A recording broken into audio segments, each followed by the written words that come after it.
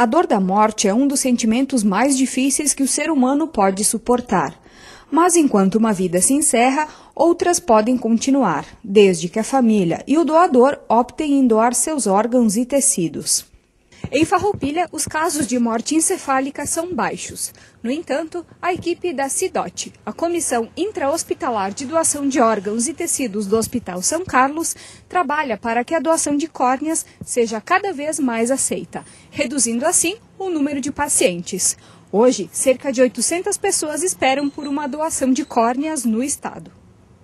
Segundo dados do Ministério da Saúde, em 2007 o Rio Grande do Sul realizou 605 transplantes de córneas. Em 2008, essa estatística caiu 2%, registrando 595 procedimentos. Aline, enfermeira do Hospital São Carlos, comenta sobre o índice favorável de doadores. Farroupilha está de parabéns, porque a maioria das nossas abordagens são positivas. O que no restante do estado e até no restante do Brasil é o contrário. Tem cidades que têm 80% até 90% de negativas, ou seja, de cada 10 pacientes que poderiam doar, 7, 8, 9 não doam. E aqui a gente trabalha com uma média de 40%, 30% que não doam, o restante doa. Como é que funciona a abordagem na família desse paciente que se torna, então, um possível doador de córneas? Primeiramente é avaliado, antes de se abordar a família, se esse paciente é um possível doador ou não.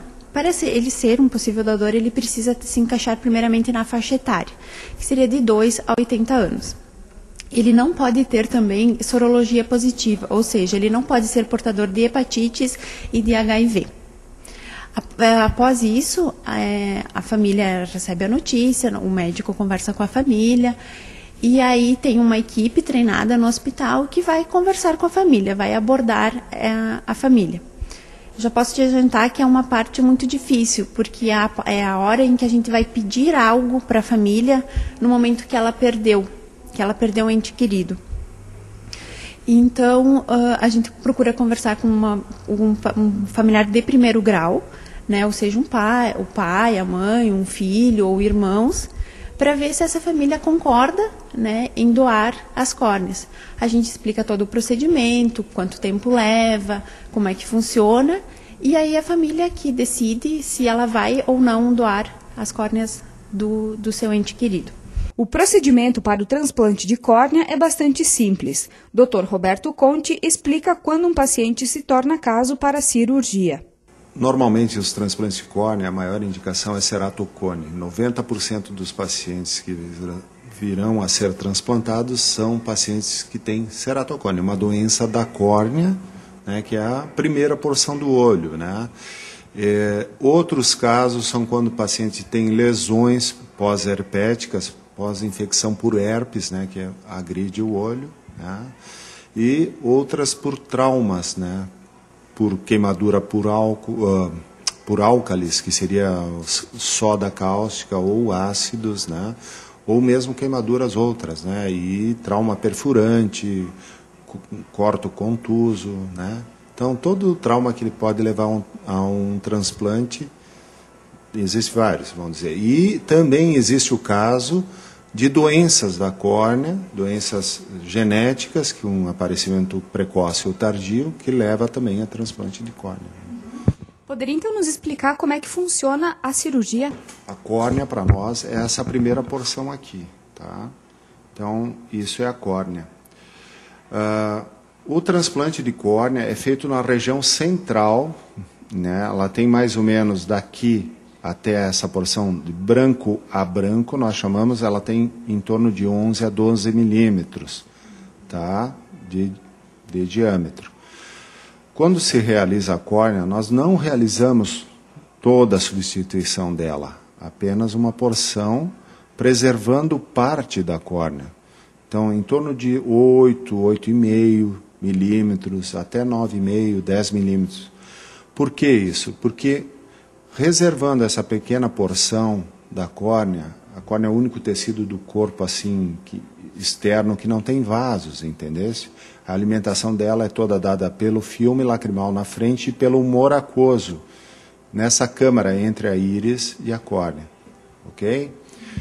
Então, isso possibilita que o paciente no pós-operatório não tenha que fazer o uso de imunossupressor de forma crônica, como no transplante de fígado, rins, pulmões, né?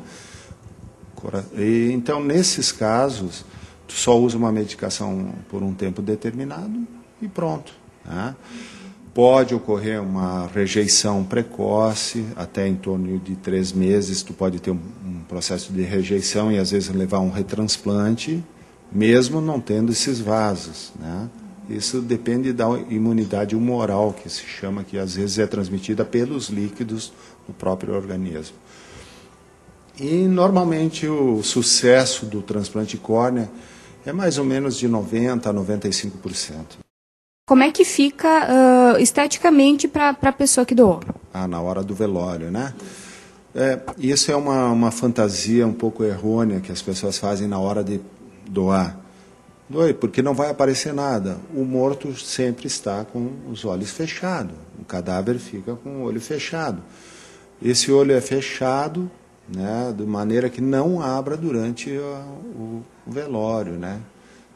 Os olhos são colados, né, na realidade, ou dados pontos para manter as pálpebras unidas, impedindo que alguém vá lá abrir e olhar o que tem dentro. Tá? A doação é feita de todo o globo ocular, se retira o globo todo, né, e depois se fecha preenchendo com algodão, ou muitas vezes se utiliza uma esfera, né, para preencher ali e se fecha o olho e pronto. Né? A doação assim de córnea é a doação que pode ser feita até 6 horas pós-morte. Então isso é uma coisa que permite a captação de qualquer tecido de qualquer pessoa, é doadora, a princípio. A menos que tenha feito alguma cirurgia oftalmológica que possa, por exemplo, o próprio transplante, tu ser doador novamente de córnea, não pode, né? Rodrigo tem 28 anos e fez transplante há 3 meses. Ele relata como foi estar na fila de espera e a sua recuperação após a cirurgia. Uns 4 anos para trás, eu comecei a sentir dificuldade na visão, né? Tentei alguns recursos e não resolveu. Aí parti para o transplante, né? Fui conversar com o doutor e ele decidiu que teria que ser feito o transplante. Aí entrei na fila, demorou um tempo, em volta de uns 4 meses, e apareceu o doador para fazer o transplante. E nesse tempo que tu ficou esperando, esses 4 meses, até o dia da cirurgia, como é que foi essa espera? Na verdade, assim, como eu estava sentindo bastante dificuldade de visão, para mim, o quanto antes aparecesse era melhor, né? A pessoa fica esperando dia a dia, quanto antes melhor, né? Eu sempre pensei assim, vamos fazer, já que tem que fazer, se faz uma vez, né? E fica bom. Há 4 meses, tu tinha uma percepção da doação de órgãos e tecidos, e agora? Eu acho que, no meu caso, o caso de qualquer pessoa que necessite de um transplante, eu sempre pensei em ser um doador, né? E não vejo nada de errado. Até hoje sempre serei um doador, porque como tem pessoas que precisam, né? Essas pessoas que precisam gostariam muito de receber um órgão de outra pessoa. Para ser um doador, não é necessário fazer nenhum documento por escrito. Basta que a família esteja ciente da sua vontade. Assim, quando for constatada a morte, a sua opção pode salvar muitas vidas. A decisão final é da família. Então, se a família decidir ou não saber, eu não sei, ele nunca me falou, a gente escuta muito isso na vivência do dia a dia. Ela nunca comentou, então a gente acha melhor não. Isso se escuta muito. Então, assim, a importância da conscientização das famílias, de trazer esse assunto para o dia a dia.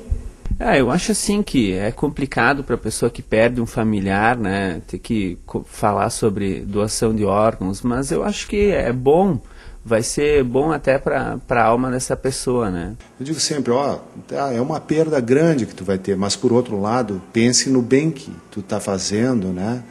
E se a pessoa fez em vida aquela doação dela, olha, quando eu morrer, quero doar meus órgãos, falou para os familiares, quem quer doar os órgãos deve falar para os familiares, por favor, não tem por que não. Em termos de doação, sempre lembre no teu próximo e não seja você a estar na fila. Isso é, né, é o pior da coisa. A gente sempre, doar para quê? Mas tem que se imaginar, e se tu for o que está lá esperando uma doação? Né?